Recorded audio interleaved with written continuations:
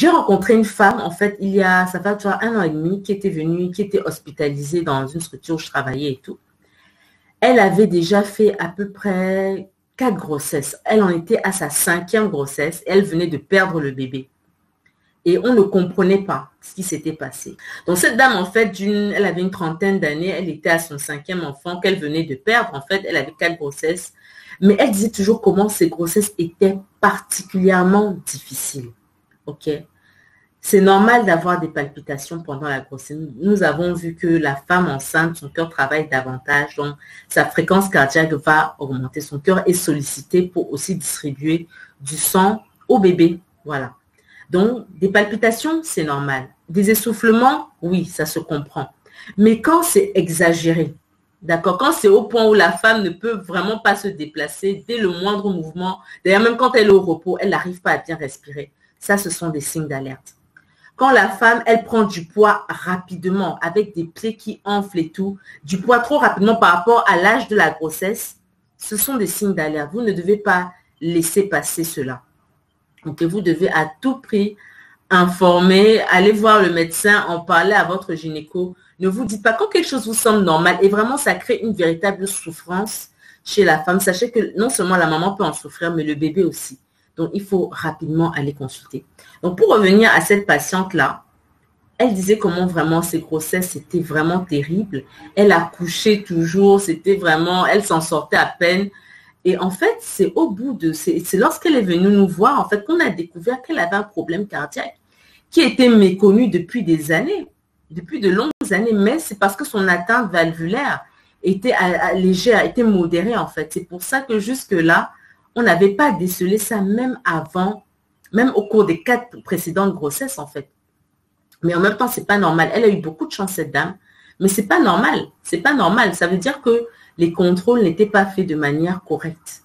Les contrôles n'étaient pas faits de manière correcte. Donc vraiment, c'est très, très important. Beaucoup de femmes, certaines femmes en tout cas, c'est au cours des grossesses justement que l'on découvre en fait au cours d'un bilan devant une femme qui prend trop rapidement de poids, qui est trop fatiguée, qui est particulièrement essoufflée, qui respire vraiment mal. Voilà, ce sont des signes qui doivent vraiment vous alerter pour en parler au cardiologue, pour en parler au gynécologue et pour que tout cela soit pris en charge. Le cas aussi où la tension est particulièrement élevée. Alors, il y a aussi ces cas-là justement, la pré-éclampsie, c'est-à-dire quoi?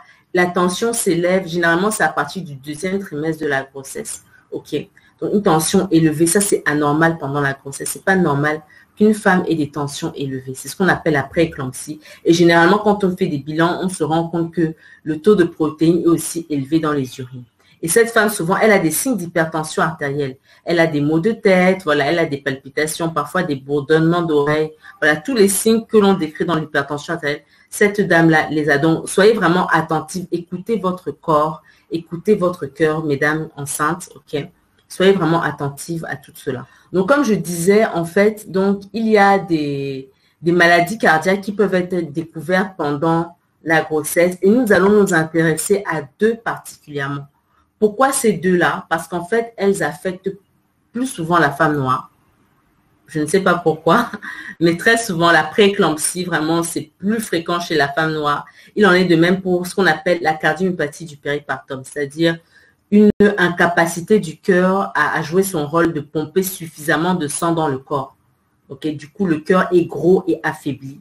Et cela se découvre vraiment à lieu au cours de la grossesse et pas du tout avant ou à l'occasion d'un autre événement. Ce sont des femmes qui ne fument pas forcément, qui ne boivent pas, qui n'ont pas forcément des antécédents cardiaques, mais parce qu'elles sont enceintes, cela va se développer en eux, le cœur va grossir, il sera faible, il ne pourra pas bien jouer son rôle, non seulement au sein de la femme, mais le fœtus ne sera pas aussi perfusé correctement. Et dans ces cas-là, il faut accompagner la femme, il faut qu'elle ait une prise en charge pluridisciplinaire.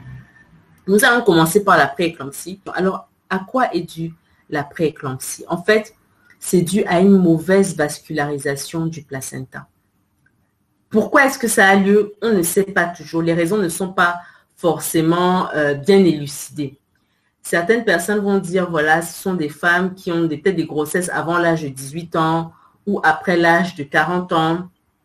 D'autres personnes évoquent aussi le fait d'avoir des antécédents familiaux. Par exemple, si vous avez une maman ou bien une grand-mère qui a fait une pré-éclampsie, vous êtes plus à risque en fait d'en faire une, d'accord, d'avoir des chiffres tensionnels élevés pendant la grossesse, ok. Il y a aussi le cas des femmes qui ont peut-être une mauvaise hygiène de vie, d'accord, qui peut-être fument ou qui boivent, ou voilà, qui sont obèses, voilà. Donc, toutes ces femmes qui ont des facteurs de risque cardiovasculaire sans avoir de maladie cardiovasculaire de manière voilà, évidente, on va dire, affirmée, elles sont à risque aussi de développer une prééclampsie pendant leur grossesse. D'accord? Donc, c'est très, très important d'avoir une bonne hygiène de vie quand on est une femme, tout simplement, avant la grossesse, pendant la grossesse, après la grossesse. OK? Cela est valable d'ailleurs pour tout le monde, pas seulement les femmes enceintes. Voilà. Donc, ça, c'était pour la prééclampsie. Vous avez des signes d'hypertension artérielle, vous arrivez chez le médecin, votre tension est élevée, vous devez être traité, vous devez bénéficier de certains bilans et avoir un suivi régulier chez le gynéco, chez le cardio. Voilà. Deuxième cas de figure, comme j'ai dit, ce qu'on appelle les cardiomyopathies du péripartum, c'est-à-dire des atteintes cardiaques, un affaiblissement du cœur en fait, qui va se mettre à grossir, qui sera faible et qui ne pourra pas bien jouer son rôle de pompe. Et là aussi, la femme noire est particulièrement affectée par cela et il y a quelques facteurs favorisants. On parle surtout bien sûr des extrêmes, la primiparité, l'âge avant 18 ans, après 35-40 ans, les grossesses gémellaires aussi, parce que là, vous imaginez, le cœur est malade et en plus, vous ajoutez 2 enfants, donc vraiment, ça fait vraiment travailler le cœur, c'est vraiment éprouvant pour la femme et ça, ce sont des facteurs favorisants de cardiomyopathie du péripartum. Les femmes qui ont des antécédents d'éclampsie ou de prééclampsie sont à risque aussi de développer ce type d'atteinte cardiaque. Les femmes obèses, la mauvaise hygiène alimentaire, les carences alimentaires, tout ça, ce sont des facteurs. Donc, vous voyez que ça rejoint un petit peu aussi l'éclampsie. Donc, d'une manière globale, une femme vraiment qui est enceinte avant l'âge de 18 ans, ou bien une primipare âgée, ou bien après 35-40 ans, voilà, il faut faire partie. Enfin, il faut faire attention pour toutes les femmes enceintes, mais vous devez faire particulièrement attention. Si vous avez des antécédents cardiaques de prééclampsie dans les anciennes grossesses, faites particulièrement attention, d'accord. Si vous n'avez pas une bonne hygiène alimentaire, soyez vraiment prudente. Donc, grosso modo, c'est ce que nous devons retenir.